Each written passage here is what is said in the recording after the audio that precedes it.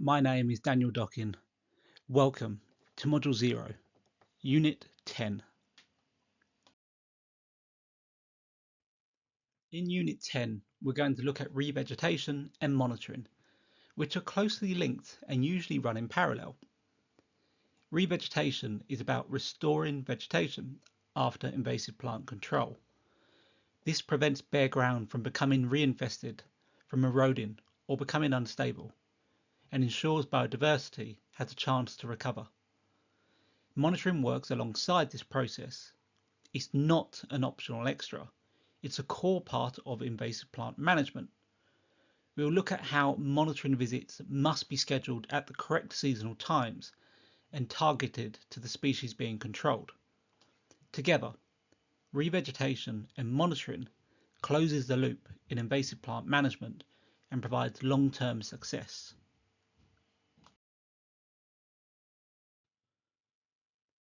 If no revegetation is carried out, bare ground is left exposed and unstable. The most immediate risk is reinfestation. Invasive plants or other weeds quickly recolonize disturbed ground. There's also the risk of soil erosion, especially on slopes and riverbanks, where vegetation is needed to hold soil in place. Over time, bare ground can suffer loss of soil quality and compaction, making recovery even harder. And without revegetation, biodiversity is reduced. Natural regeneration can take years, leaving the ground open to further problems. Put simply, doing nothing leaves a site unstable and vulnerable, undoing the progress already made. There are three main approaches to revegetation. However, the right approach depends on the site conditions and the end use of the land. Natural regeneration means leaving the site to recover on its own. This works best on stable sites in the countryside, where a good natural seed bank already exists. Seeding or turfing uses approved seed mixes or turf to quickly establish ground cover. This is common on development sites, riverbanks or public areas where erosion risk is high and rapid stabilisation is needed. Planting schemes involve established shrubs, trees or habitat-specific species. These are often used in landscaping, ecological mitigation or biodiversity projects.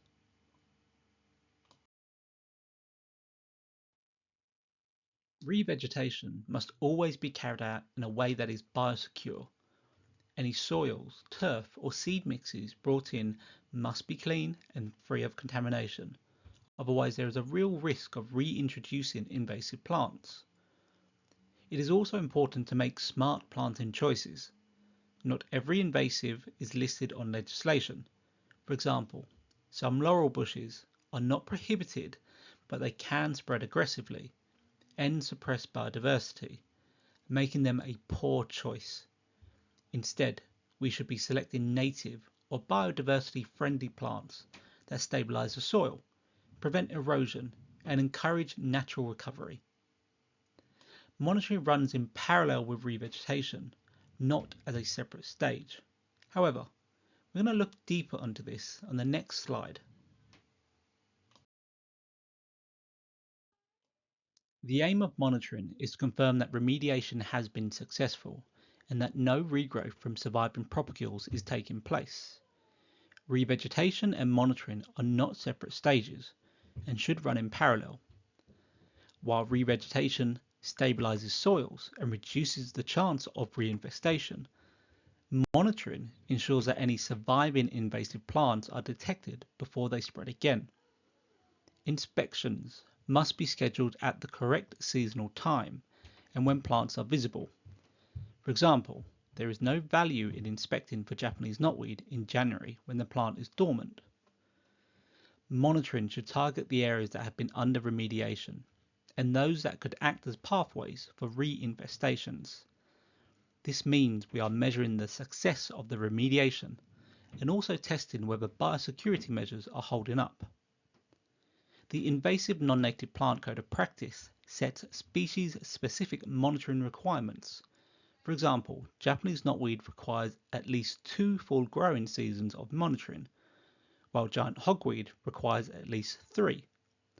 Other species also have detailed guidance located within the Code of Practice.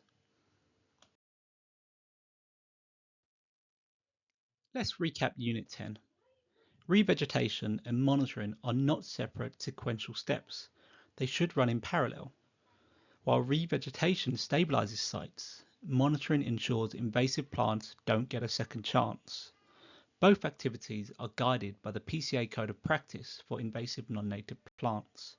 Remember, revegetation helps prevent reinfestation and monitoring confirms success. Together, they close the loop in invasive plant management.